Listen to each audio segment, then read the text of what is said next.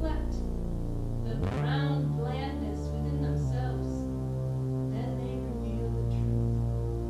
And the truth is that which has the power to change.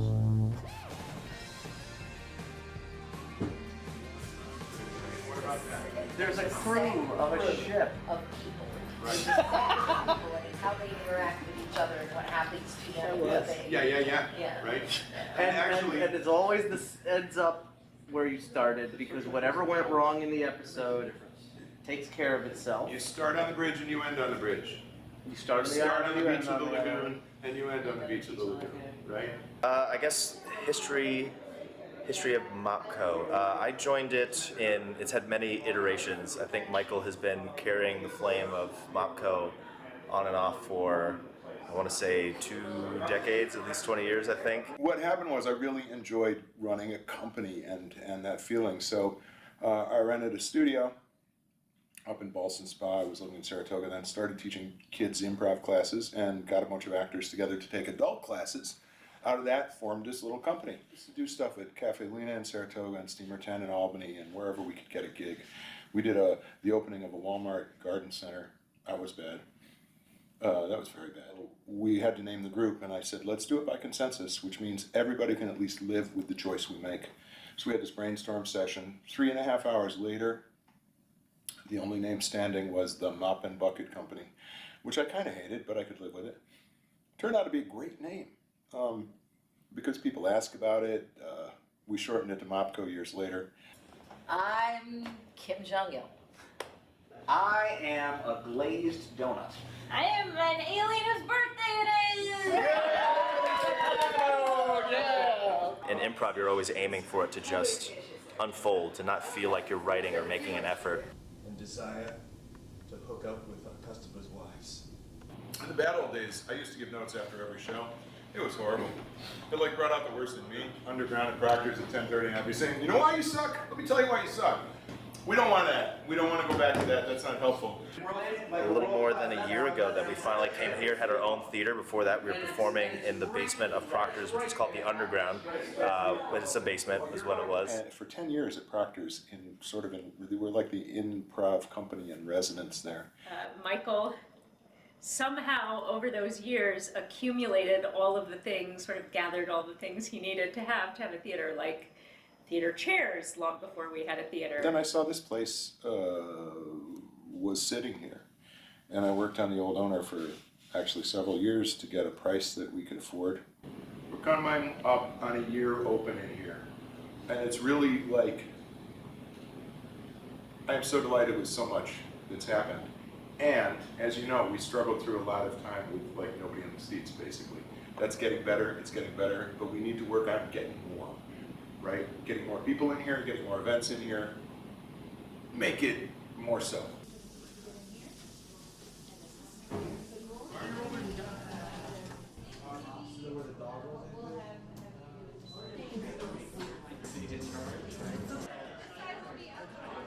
Okay, what are we going to toast to, Michael? How about a second year? Thank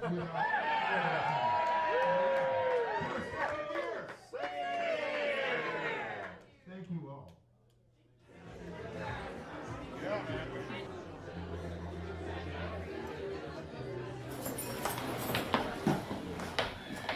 I want to just make it small, not verbal.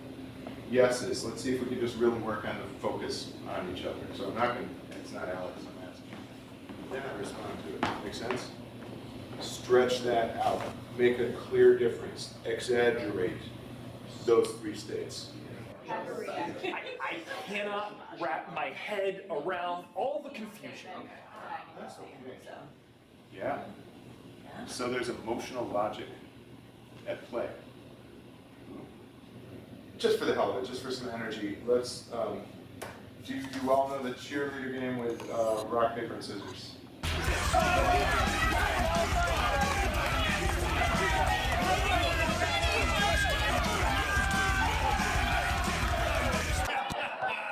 It would take the entire swing.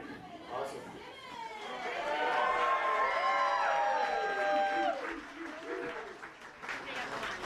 Thank you. again, everybody, so much for being here tonight for our first year anniversary show. We've always talked about this vision of being sort of a hearth for creativity, where creative artists could gather. To warm themselves and be reignited. We do, right now we're running our improv musical, Spontaneous Broadway, and that's a full length, one story. The second act is just this one story improvised musical, and we do that. And we do theater sports, which is competitive short form improv. And we have our puppets, making up this improvised puppet thing.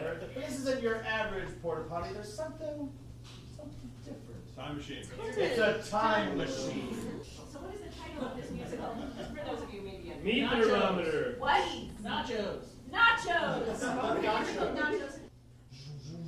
Oh no, flush! No, you flush! No, you flush!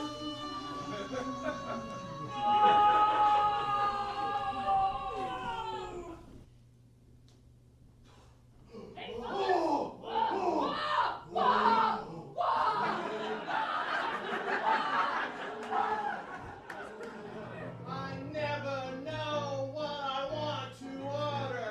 I just show up at the restaurant.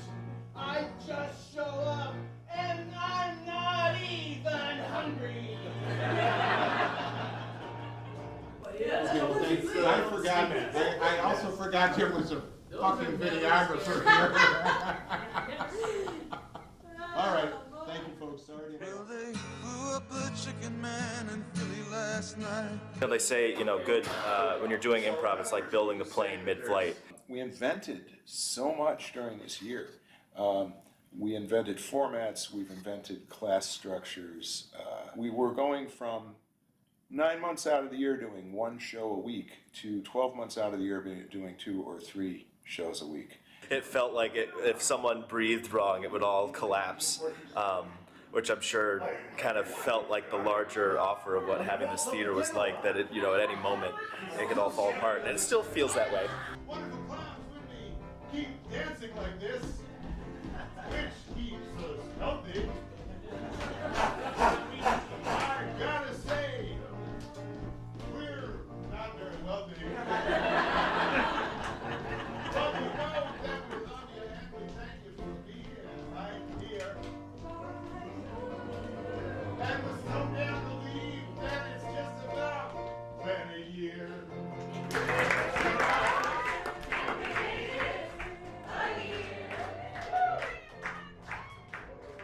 And I find that occasionally, once in a while, I'm just exhausted. Like, oh God, no more, please.